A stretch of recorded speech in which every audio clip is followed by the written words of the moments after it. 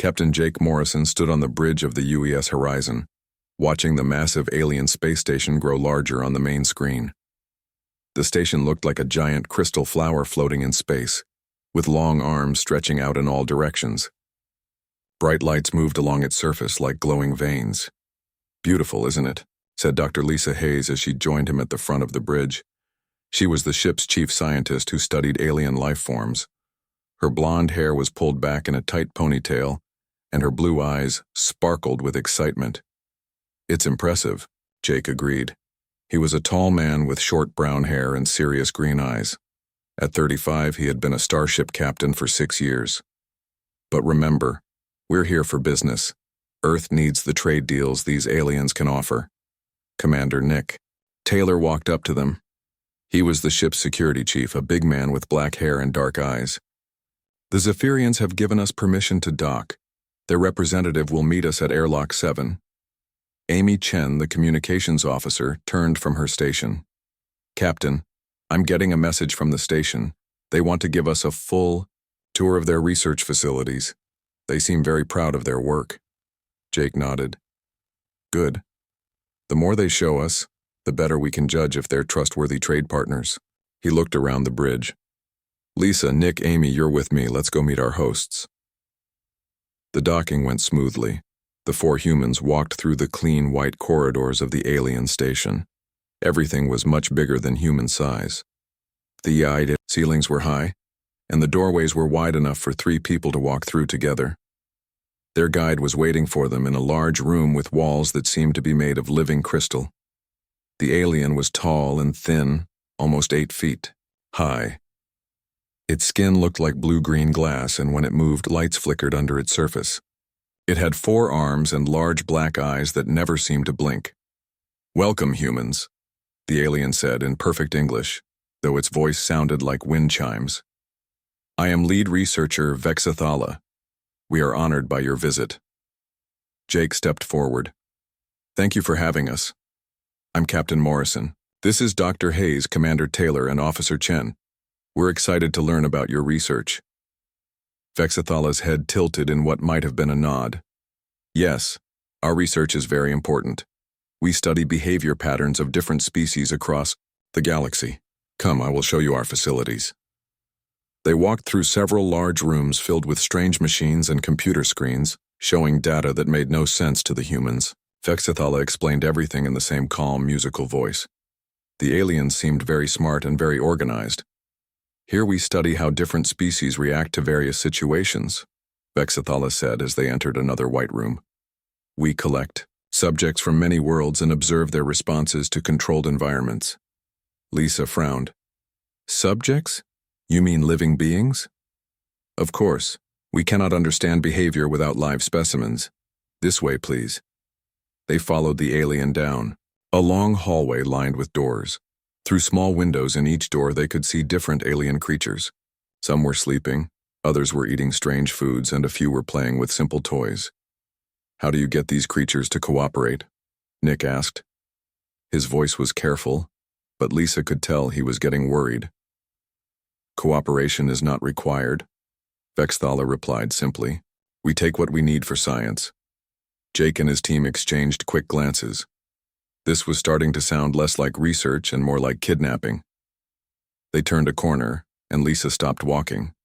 Through a window in one of the doors, she saw something that made her heart stop. Inside the room were children. Human children. There were about 6 kids that she could see, sitting on simple beds or standing near the walls. They looked to be between 8 and 12 years old. They wore plain gray clothes that were too big for them. Some were crying quietly. Others just stared at nothing with empty eyes. Lisa grabbed Jake's arm. "Captain," she whispered. "Those are human children." Jake looked where she was pointing. His face went white. "That's impossible. There are no human settlements in this sector." Amy covered her mouth with her hand. "Oh my God. They look so scared." Vexathala noticed they had stopped. "Ah yes, these are some of our most interesting subjects. We collected them from a primitive world in the outer systems. Very young specimens, perfect for studying development patterns." "Collected?" "Nix. Voice was dangerously quiet. You mean you took them from their homes? Their primitive settlements, yes. The subjects show fascinating responses to controlled environments, much more emotional than other species we have studied. Lisa pulled out her medical scanner and pointed it toward the children without Vexithala noticing. The readings made her sick. The scanner showed human DNA, elevated stress hormones, and signs of poor nutrition. These were definitely human children, and they were suffering. Jake forced himself to stay calm. How many human specimens do you have? 43 currently. Some have stopped responding to stimuli, so we had to recycle them, but these ones are still providing useful data. Recycle? Amy asked, her voice shaking. Yes. When a subject no longer reacts properly, we preserve the brain and organs for detailed study. Very educational. The 4 humans stared at the alien in horror. Lisa felt like she might throw up. Nick's hands were clenched into fists. Amy was trying not to cry. Jake's face had gone completely blank, which his crew knew meant he was fighting to control his anger. One of the children in the room noticed them looking through the window. It was a little girl with brown hair and sad eyes. She walked slowly to the window and put her small hand against the glass. She looked right at Lisa and mouthed one word. Help. Lisa had to turn away before she started screaming. This is very interesting research, Jake said, his voice completely flat. Could we speak with your station commander about your methods? We'd like to understand your scientific approach better. Of course, Vexithala said happily. Commander Zalkorin will be pleased to discuss our work. He is very proud of our achievements. As they walked away from the rooms full of children, Jake put his hand on Lisa's shoulder and squeezed gently. She knew what he was telling her without words. Stay calm. Don't let them know what we're thinking. We need more information before we can help those kids. But inside, all 4 humans were thinking the same thing. These aliens had no idea what they had just done. They had no idea what they had started by caging human children, and they were about to learn why that was the biggest mistake they could have made. Station Commander Zalkorin was even taller than Vexithala, standing nearly 9 feet high. His crystalline skin was darker, almost purple, with silver metal pieces attached to his head that blinked with small lights. His office was pure white, with walls that curved up to a high ceiling. Large windows showed the stars outside. Jake sat across from the alien commander, with Lisa, Nick, and Amy beside him. Jake kept his hands flat on the table to stop them from shaking with anger. Welcome to Research Station Kithara, Zalkorin said in a deep voice that sounded like rocks grinding together. Vexithala tells me you are interested in our behavioral studies. Yes, Jake replied carefully. We're particularly curious about the human specimens you mentioned. Could you tell us more about how you acquired them? Zalkorin's black eyes seemed to brighten. Ah, an excellent question. We have been collecting samples from developing worlds for over 60 of your Earth years. Humans have only recently become available for study. Lisa leaned forward. How exactly do you collect them? Simple extraction operations. We monitor primitive settlements and take subjects during optimal times. When the adult humans are away gathering resources or during their social gatherings when security is minimal, Amy made a small choking sound. The alien had just described kidnapping children while their parents were at work or community events. The subjects are selected based on age and neural development, Zalkorin continued proudly. Young specimens, between your ages of 6 and 14, show the most interesting behavioral patterns. Nick's jaw was so tight that Lisa could hear his teeth grinding. What kind of behavioral patterns? Emotional responses, primarily. Humans show much stronger attachment behaviors than other species. When separated from their group, they exhibit distress calls, refuse nutrition, and attempt escape behaviors far longer than other subjects. Distress calls? Jake asked, though he already knew the answer would make him sick. Crying, as you call it. Screaming for their parental units. Some subjects continue this behavior for many cycles before adapting to their new environment.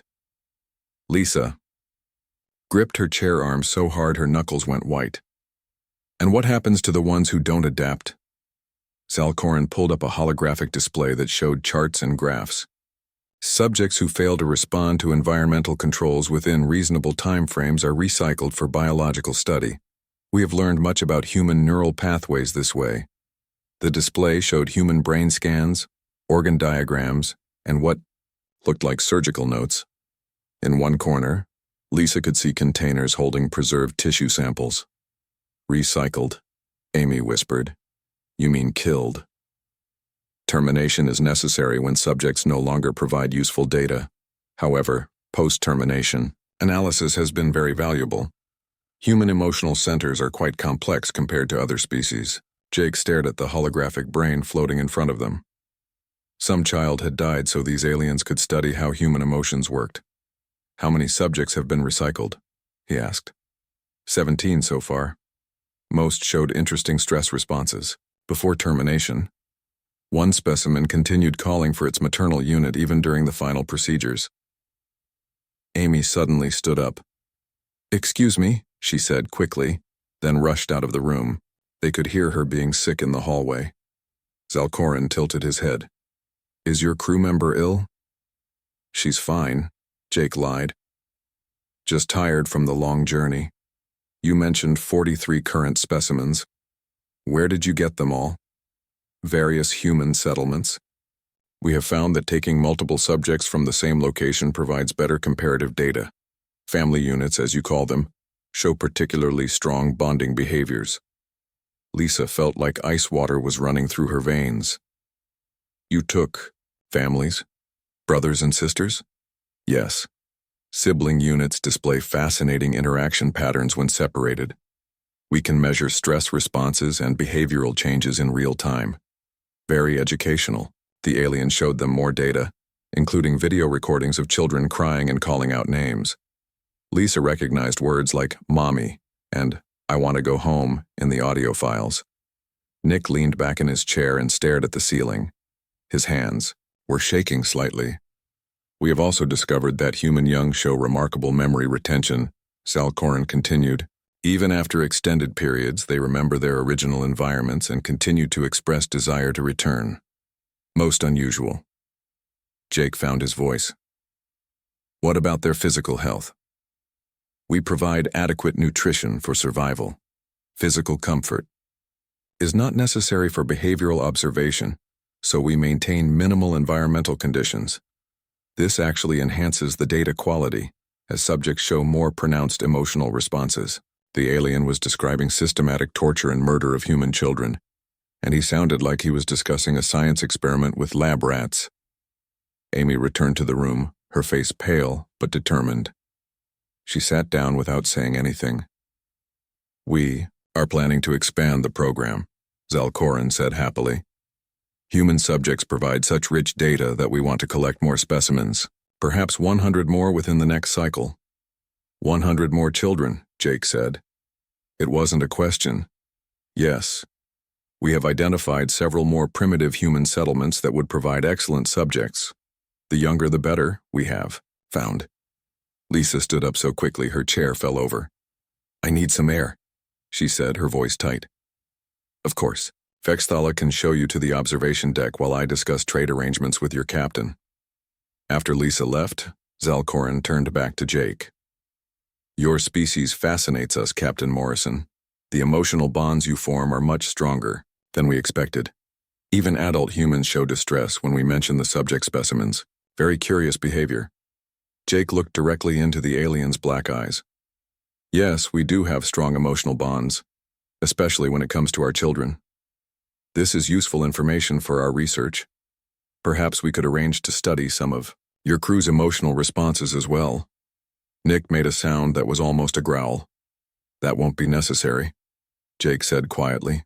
But I would like to see more of your facilities, particularly where you keep the human subjects. Excellent. Though I should warn you, some subjects become agitated when they see other humans. They seem to think rescue is possible, which leads to increased emotional disturbance. Jake stood up. I think we can handle that. As they left the commander's office, Jake caught Nick's eye and nodded slightly toward Amy. Nick understood. They needed to get back to their ship and contact Earth immediately. These aliens thought they were conducting scientific research. What? they were actually doing was kidnapping, torturing, and murdering human children, and they were planning to do it to 100 more. They had no idea that they had just declared war on humanity. They had no idea that humans would cross the galaxy and fight impossible odds to save their young, but they were about to learn.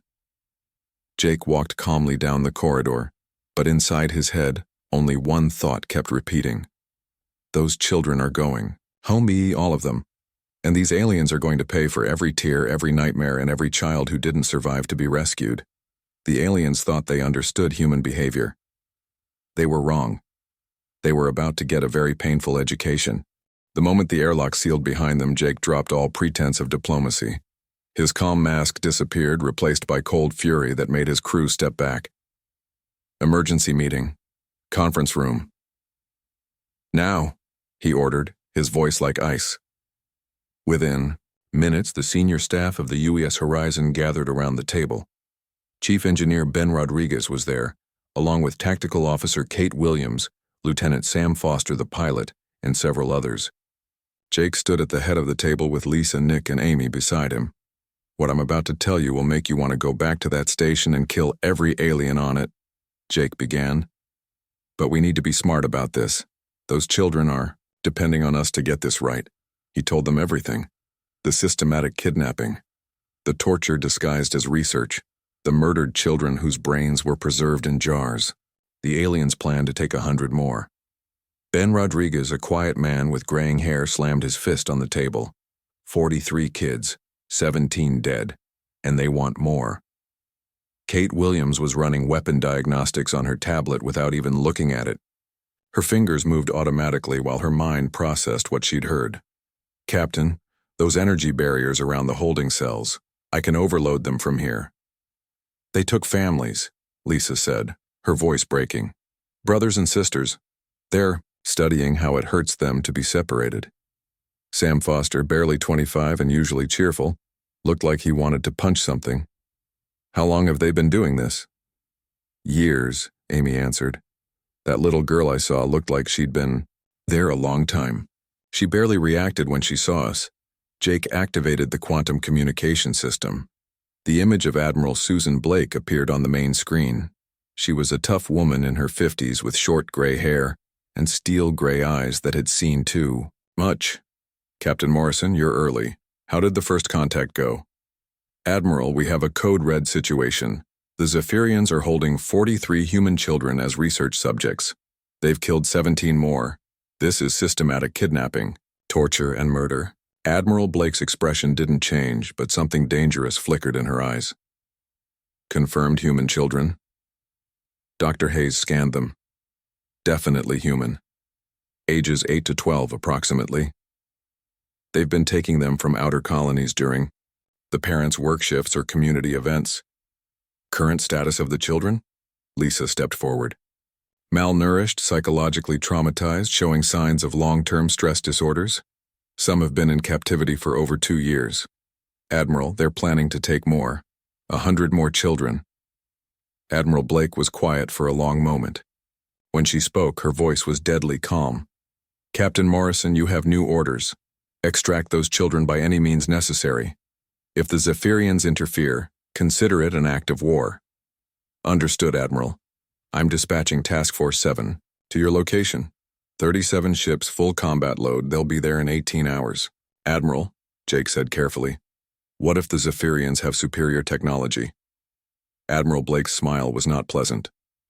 Captain, they just learned why you never threaten human children. Technology won't save them from what's coming. The connection ended and Jake turned back to his crew.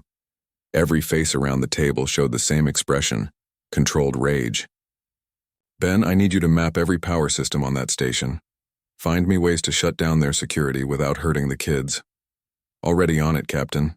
Their energy barriers run on a centralized system. I can kill them all at once. Kate, weapons status? All systems armed and ready. But Captain, if we start shooting, those kids could get hurt. That's why we're not starting with shooting. Sam, I need insertion options. How do we get a team onto that station without them knowing? Sam pulled up the station schematics. Maintenance, airlocks. They're not well monitored because the aliens are arrogant. They don't think anyone would dare attack them. Nick leaned forward. Captain, let me take point on the extraction. I've done hostage rescue before. We all go, Jake said firmly. Every one of us. Those kids have been abandoned once by adults who were supposed to protect them. We're not leaving anyone behind. Dr. Lisa Hayes was preparing medical supplies. I'll need trauma counseling protocols. These children have been through hell. Some might not even remember their real names. What about the aliens? Kate asked. The ones responsible for this. Jake's expression was stone cold. We save the children first. Then we let Admiral Blake decide what happens to the creatures who tortured them. Lieutenant Commander Sarah Kim, the ship's psychologist, spoke up. Captain, we need to be prepared. Some of these children might not trust us. They might be too afraid to come with us. Then we convince them, Jake said simply. Whatever it takes. Ben looked up from his console. Captain, I'm reading some interesting data from their station. These Zephyrians, they've never fought a war. Their entire military doctrine is based on intimidation and technological superiority. They've never faced an enemy that fights back. They're about to learn, Nick said grimly. Kate was studying tactical displays. Their weapons are powerful but slow to target. Their shields are strong against energy weapons but not designed for projectile impact. They built their defenses against other energy-based civilizations. Humans use kinetic weapons, Sam realized. Railguns, mass drivers, good old-fashioned missiles. They won't know how to defend against that. Jake nodded. The Zephyrians think they understand us because they've been studying kidnapped children. They think we're just another primitive species they can push around. They're wrong, Amy said quietly. They don't understand us at all. They don't know what happens when you threaten our kids. Lisa finished loading her medical kit. Those children in there, they've been calling for their parents for months or years. They think no one is coming for them. They're wrong too, Jake said.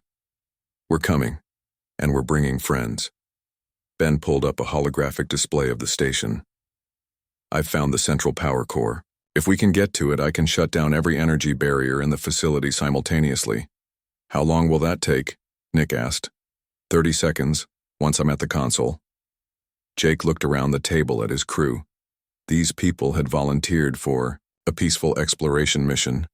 Now they were planning a military operation to rescue kidnapped children from aliens who had been torturing them for years. I won't order anyone to do this, he said. This is volunteer only. Every hand in the room went up immediately. All right then, Jake said. Let's go get our kids. As they prepared for the mission, Jake stood alone on the observation deck looking at the alien station. Somewhere in there, 43 human children were waiting for rescue. Some probably didn't even believe rescue was possible anymore. Hold on, he whispered to the stars. We're coming. Your parents sent us, and we're not leaving without you. In a few hours, the Zephyrians were going to learn something about human behavior that wasn't in any of their research files. They were going to learn what happened when a species that had evolved fighting predators, surviving ice ages, and conquering hostile worlds, discovered that someone had been hurting their children. They were going to learn why every human parent's worst nightmare was someone else's children being in danger, and they were going to learn it the hard way. The alien station had a night cycle that lasted 8 hours. Most Zephyrians went into their regeneration chambers during this time, leaving only a skeleton crew to monitor their systems. It was the perfect time for a rescue mission. Lieutenant Sam Foster piloted a small shuttle that looked like a mining survey craft. He moved slowly around the station's hull, pretending to scan for mineral deposits while actually mapping every sensor and defense system. His hands were steady on the controls, but his heart was racing. Somewhere inside that station were 43 children who had been waiting for rescue for months or years. I've got the maintenance airlock, Sam reported quietly into his headset. Sending coordinates now. Back on the UES horizon, Nick Taylor suited up in combat armor while Ben Rodriguez made final adjustments to his hacking equipment. Dr. Lisa Hayes packed her medical kit with supplies for traumatized children. Amy Chen checked the portable communication equipment one more time. Jake looked at his team. Remember, we go in quiet. No weapons fire unless we have no choice. Those kids have been through enough without a firefight around them. They used a maintenance pod to approach the station's blind spot. The airlock Ben had identified was used for routine repairs and wasn't heavily monitored. Nick cut through the outer seal with a plasma torch while Ben disabled the security sensors. The inside of the station felt wrong to humans. Everything was too big, too cold, too sterile. The corridors were wide enough for the tall Zephyrians, but they felt like empty canyons to the human rescue team. They moved quickly through the twisting passages. Ben's scanner showed them the safest route to avoid the few aliens still awake. The station was quiet except for the hum of machinery and the soft chiming sounds that seemed to be the Zephyrian version of background music. When they reached the detention area, Jake's heart nearly stopped. Through the clear walls he could see the children exactly as they had been described. Some were sleeping on thin mattresses. Others sat in corners staring at nothing. A few were quietly crying. "Dear God," Nick whispered. "They're so small." Ben went to work on the central power console while Nick and Amy positioned themselves as lookouts. Lisa prepared her medical scanner to quickly check each child as they were freed. "Almost got it," Ben muttered, his fingers flying over the alien controls. Their security system is actually pretty simple once you understand the logic. The first energy barrier flickered and died. A little boy inside the cell looked up in surprise, then fear. He pressed himself against the back wall, terrified that something new and bad was about to happen to him. Jake knelt down and spoke softly through the opening. "Hey there, buddy. My name is Jake. I'm from Earth, just like you. We're here to take you home." The boy stared at him with wide eyes. "Home?" "That's right. Home to your family. Can you tell me your name?" "They call me Subject 12, the boy said in a small voice. Jake felt rage boil up inside him, but he kept his voice gentle. "That's not your name. What did your mommy and Daddy call you?" The boy thought for a long moment as if he was trying to remember something from a dream. "Tommy. I think Tommy. Hi, Tommy. Are you ready to go see your mom and dad again?" More barriers went down. Lisa moved from cell to cell, checking each child with her medical scanner. Most were undernourished and showing signs of severe psychological trauma. Some didn't respond when she spoke to them. Others asked if they were in trouble. "No, sweetie, you're not in trouble," Lisa told a little girl with tangled red hair. "We're taking you home. What's your real name?" "I don't remember," the girl whispered. "They said my old name was wrong." Amy was helping a boy who looked about 10 years old. He was shaking so badly he could barely walk. "Are you really from Earth?" he asked. "Yes, honey. We're all from Earth. A lot of people have been looking for you." "My sister," the boy said suddenly. "Emma, she's here too, in the other room. They wouldn't let us stay together." "We'll get her," Amy promised. "We're getting everyone." Ben finished shutting down the last of the barriers. "All systems down, Captain. But we need to move fast. This will trigger alarms soon." They found Emma in the next section. She was 8 years old with blonde hair and the same terrified eyes as her brother. When she saw him, she ran to him and they hugged each other tightly. "I told you someone would come," the boy whispered to his sister. "I told you Mom and Dad would find us." One child refused to leave his cell. Billy Patterson was 9 years old and had been captive for 18 months. He sat in the corner and shook his head when Nick tried to coax him out. "They said my parents are dead," Billy said. "They said nobody wants me anymore. They said this is my home now." Lisa knelt down beside him. "Billy, that's not true. Your parents have been looking for you every single day. They never stopped loving you. How do you know my name?"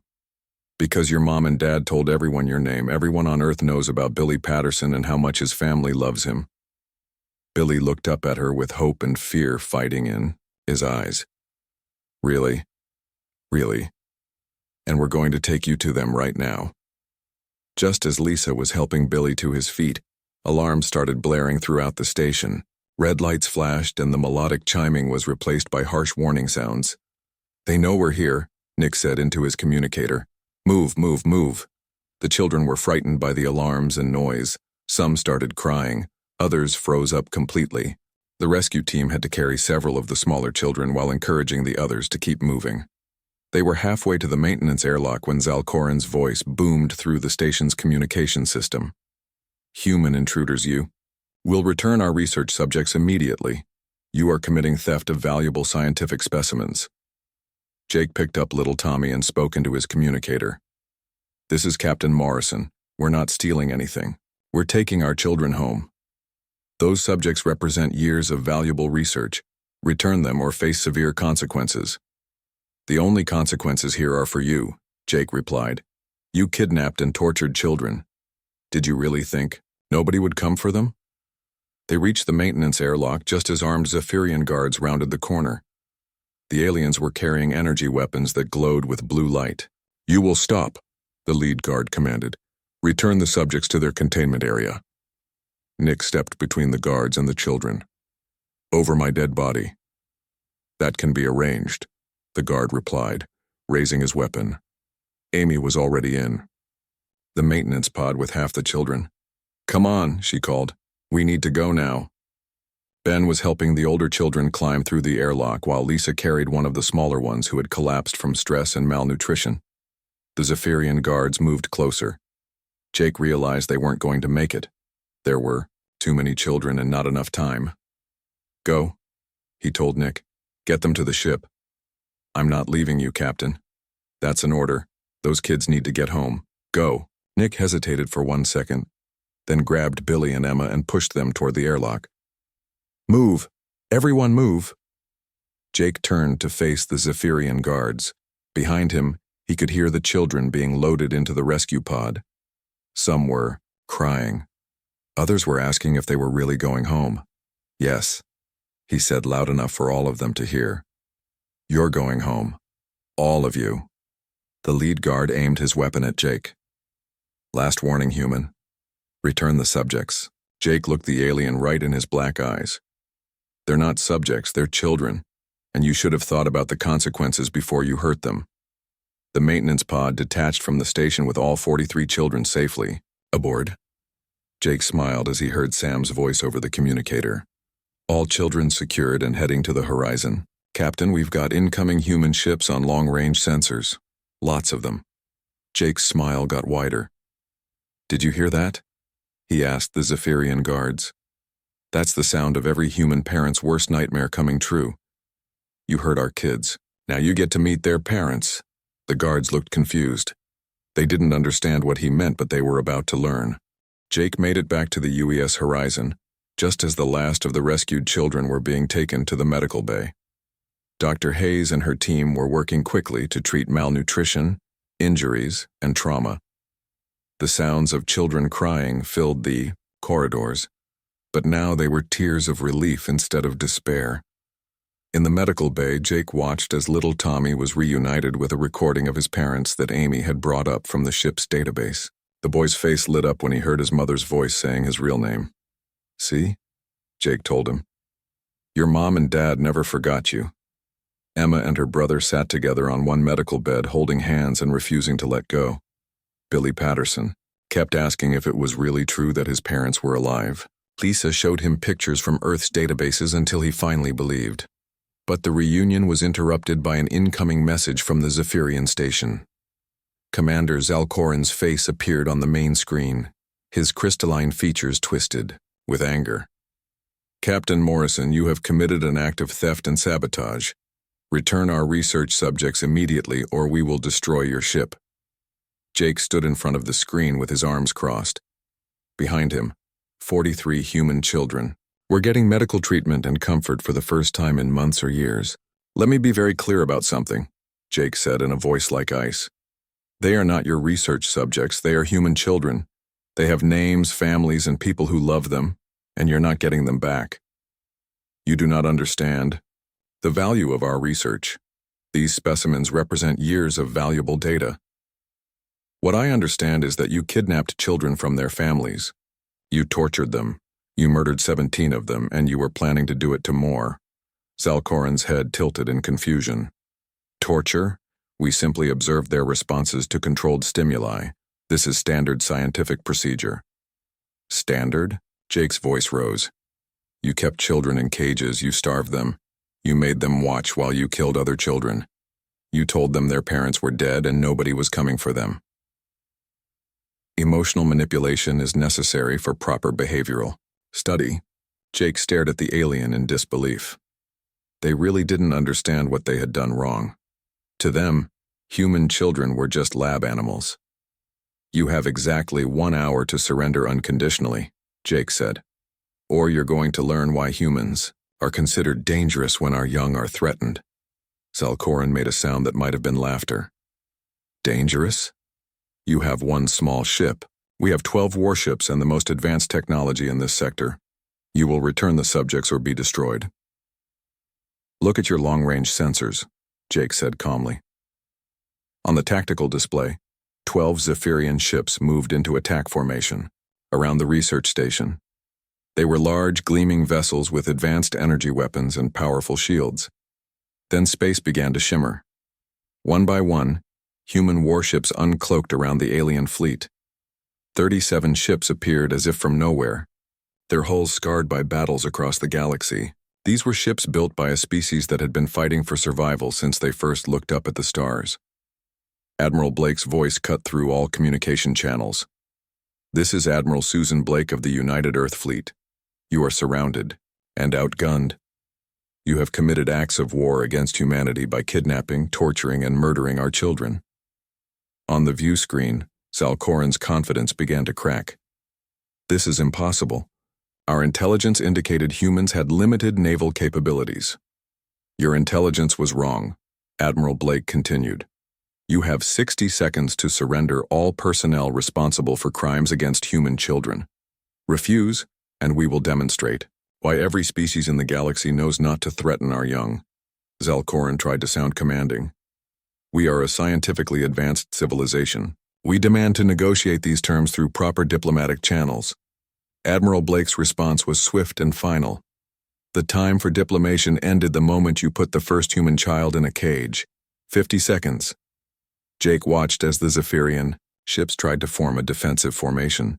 Their movements were slow and precise, designed for intimidation rather than actual combat.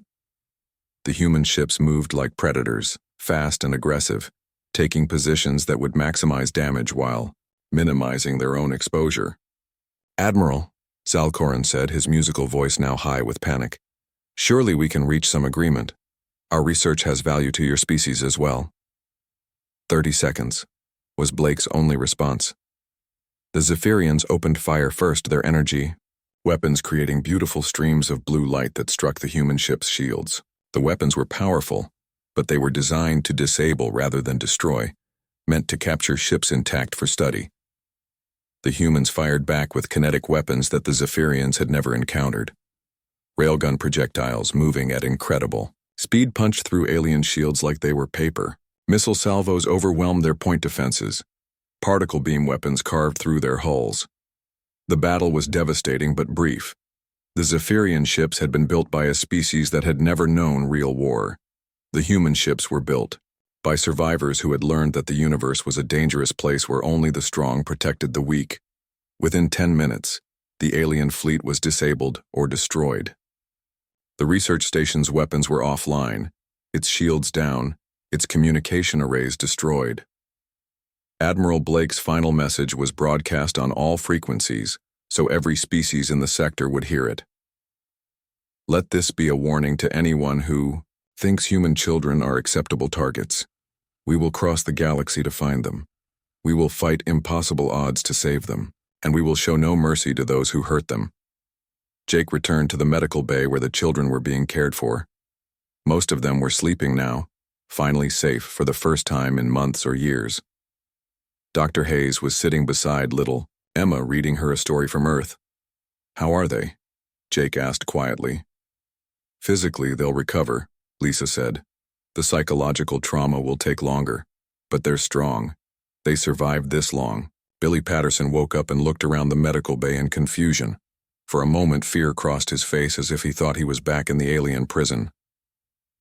It's okay, Billy, Jake said gently. You're on a human ship. You're safe. Are we really going home? Yes, we're going home. All of us. 3 days later, Jake stood on the observation deck watching as the rescue ships prepared to jump to Earth. The children were healthier now, eating real food and sleeping in comfortable beds. Some were starting to remember their lives before the aliens took them. Tommy had remembered his last name and his parents' faces. Emma and her brother were drawing pictures of their house to show the doctors. Billy had finally stopped asking if his parents were really alive. Amy joined Jake at the window. The Zephyrian survivors are asking for mercy. They say they didn't understand that what they were doing was wrong. Jake thought about that for a long time. Maybe they didn't. But ignorance doesn't excuse what they did to those children. What will happen to them? That's up to Earth Command. But I know what I told their commander before we left. What was that? Jake looked out at the stars, thinking about 43, children who would sleep safely tonight for the first time in years. I told him that humans have a saying, "It takes a village to raise a child." But we also have another saying, "Hurt our children, and the whole village comes for you." And, "Now they know," Amy said. "Now they know. And so does everyone else who might be thinking about testing us." The ships jumped to Earth, carrying the children home to families who had never stopped looking for them. The rescue made headlines across human space, but more importantly, it sent a message to every species in the galaxy. Humans were peaceful explorers and traders. They preferred diplomacy to warfare. They sought knowledge and friendship among the stars, but harmed their children, and they became something else entirely, something ancient and terrible and unstoppable, something that would cross the void between stars and fight against impossible odds for the simple right of their young to be safe. The Zephyrians had learned this lesson the hard way. Other species took note, and in a small house on Earth, Billy Patterson hugged his parents and told them about the brave humans who had come to save him when all hope seemed lost. "They told me you were looking for me," he said to his mother. "Every day," she whispered, holding him close. "Every single day." The war was over before it really began. But the message was clear and would be remembered for generations. You can test human technology. You can challenge human diplomacy. You can even fight human armies. But never, ever hurt human children. Because when you do that, you don't just fight humans, you fight the entire human race, and they will not stop until every single child comes home.